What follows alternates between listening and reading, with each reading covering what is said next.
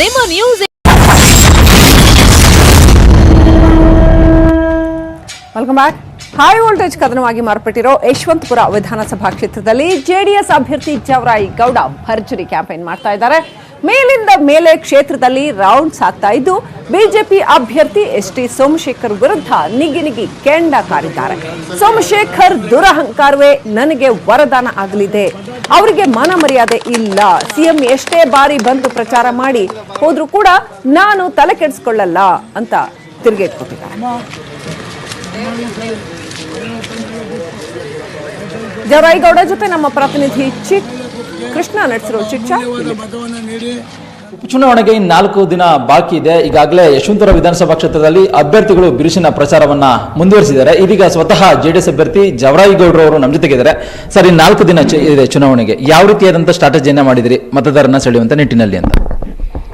ನಮ್ಮ ಪಕ್ಷದ ಮುಖಂಡರು ಕಾರ್ಯಕರ್ತರು ಮನೆಗೆ ಭೇಟಿ ಮಾಡಿ 2 ಸರಿ ಸೋತಿದ್ದಾರೆ, 3ನೇ ಸರಿ ಇದು ನಿಂತಿರೋದು, ಖಂಡಿತ ನಮಗೆ ಒಂದು ಗೌಡ್ರಿಗೆ ಮತ ಕೊಡಿ ಅಂತ ಕೇಳ್ತಾ ಇದ್ದಾರೆ. ಆಮೇಲೆ ಹಂಗೆ ನಮ್ಮ MLAಗಳು ಸಹ ಪ್ರಚಾರವನ್ನು ಮಾಡ್ತಾ ಇದ್ದಾರೆ. ಈಗ ನಾಳೆ ದೇವೇಗೌಡರು ಬೆಳಗ್ಗೆಯಿಂದ ಸಾಯಂಕಾಲ 10 ಗಂಟೆವರೆಗೂ ನನ್ನ ಕ್ಷೇತ್ರದಲ್ಲಿ ಪ್ರಚಾರವನ್ನು ನಡೆಸ್ತಾ ಇದ್ದಾರೆ.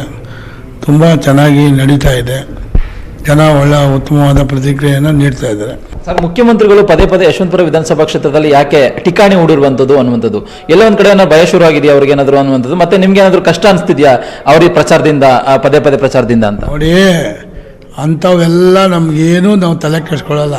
ನಾನು ಮತದಾರ ನಂಬಿದ್ದೀವಿ. ಇವರು ಆಪರೇಷನ್ ಕಮಲ ಮಾಡ್ಕೊಂಡವ್ರಲ್ಲ, ಆ ಕೆಟ್ಟ ಸಂಸ್ಕೃತಿನ ಎಲ್ಲಿ ಚೆನ್ನಾಗಿ ಚಾಟಿ ತೊಗೊಂಡು ಬಾರಿಸ್ತಾರೋ ಅನ್ನೋ ಬೈಕೆ ದಿನ ಬೆಳಗ್ಗೆ ಎದ್ದು ಯಶವಂತಪುರ ಕ್ಷೇತ್ರ ಸುತ್ತಾ ಇದ್ದಾರೆ. ಅವ್ರಿಗೆ ಯಾವ ಮಾನ ಮರ್ಯಾದೆ ಇದೆ ರೀ?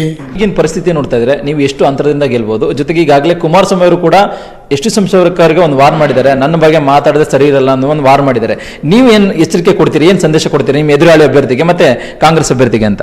ಈಗ ಅವ್ರಿಗೆ ದುರಹಂಕಾರದ ಪರಮಾವಧಿ, ಅವ್ರಿಗೆ ದುರಹಂಕಾರ ನೆತ್ತಿಗೆ ಪಿತ್ತ ಏರ್ಬಿಟ್ಟೈತೆ. ಅವ್ರ ಬಗ್ಗೆ ನಾವೇನು ಮಾತಾಡೋಕ್ಕಾಗಲ್ಲ. ಮದ ಏರಿದ ಆನೆಗಳು ಗೊತ್ತಲ್ಲ, ಆ ಥರ ಮದ ಏರಿದ ಆನೆಗಳ ಥರ ಅವರು ತಿರುಗ್ತಾ ಇದ್ದಾರೆ. ಅವ್ರ ಬಗ್ಗೆ ಸರ್ಕಾರ ಅವ್ರದ್ದಿದೆ. ಯಡಿಯೂರಪ್ಪನವರು ಅವ್ರ ಬಗ್ಗೆ ಭಾಳ ನಮಗೆ ಗೌರವ ಇದೆ. ನಿಮಗೆ ಎದುರಾಳಿ ಅಭ್ಯರ್ಥಿ ಯಾರು ಅನ್ನುವಂಥದ್ದು, ಕಾಂಗ್ರೆಸ್ ಅಭ್ಯರ್ಥಿ ನಿಮಗೆ ಎಲ್ಲೋ ಕಾಣಿಸ್ತಾ ಇಲ್ಲ ಅನ್ನುವಂಥದ್ದು ಏನಾದ್ರು ಅನಿಸ್ತಿದೆಯಾ ಸರ್ ಅಂತ? ಇಲ್ಲ, ನಮಗೆ ರಾಜಕೀಯ ಪಕ್ಷಗಳು, ಅದು ಕಾಂಗ್ರೆಸ್ಸನ್ನು ರಾಷ್ಟ್ರೀಯ ಪಕ್ಷ, BJPನೂ ರಾಷ್ಟ್ರೀಯ ಪಕ್ಷ, 2 ಪಕ್ಷಗಳು 2 ಪಕ್ಷ ಕ್ಯಾಂಡಿಡೇಟ್ ಅಭ್ಯರ್ಥಿಗಳು ನನ್ನ ಎದುರಾಳಿಗಳೇ. ಯಾರನ್ನು ನಾವು ಲೈಟಾಗಿ ಪರಿಗಣಿಸುವಂಥ ಪ್ರಶ್ನೆ ಉದ್ಭವ ಆಗೋದಿಲ್ಲ. ಇದಿಷ್ಟು ಜವರಾಯಿಗೌಡರು ಮಾತಾಗಿರುವಂಥದ್ದು. ಏನು ಡಿಸೆಂಬರ್ 5ರಂದು ನಡೆಯುವಂಥ ಚುನಾವಣೆ ಸಂದರ್ಭದಲ್ಲಿ ನಾನೇ ಗೆಲ್ತೇನೆ, ಫಲಿತಾಂಶ ಬಂದರ ನಂತರವಾಗಿ ನನ್ನ ಎದುರಾಳಿ ಅಭ್ಯರ್ಥಿಯಾಗಿರ್ತಕ್ಕಂಥ ಎಷ್ಟು ಸೋಮಶೇಖರ್ ಆಗಿರ್ಬೋದು, ಜೊತೆಗೆ P ನಾಗರಾಜ್ ಅವ್ರಿಗಾಗಿರ್ಬೋದು, ಇಬ್ಬರಿಗೂ ಕೂಡ ಒಂದು ಸಂದೇಶವನ್ನ ಕೊಡ್ತೇನೆ ಅನ್ನೋ ಮಾತನ್ನ ಹೇಳ್ತಾ ಇರುವಂಥದ್ದು. ಕ್ಯಾಮ್ರಾ ಪರ್ಸನ್ ರಾಯ್ಡು ಜೊತೆಗೆ ಕೃಷ್ಣ, GV ನ್ಯೂಸ್ 18 ಕನ್ನಡ, ಬೆಂಗಳೂರು. ಇನ್ನಷ್ಟು ಸುದ್ದಿ ನೋಡೋಣ ಚಿಕ್ಕ ಬ್ರೇಕ್ನ ನಂತರ.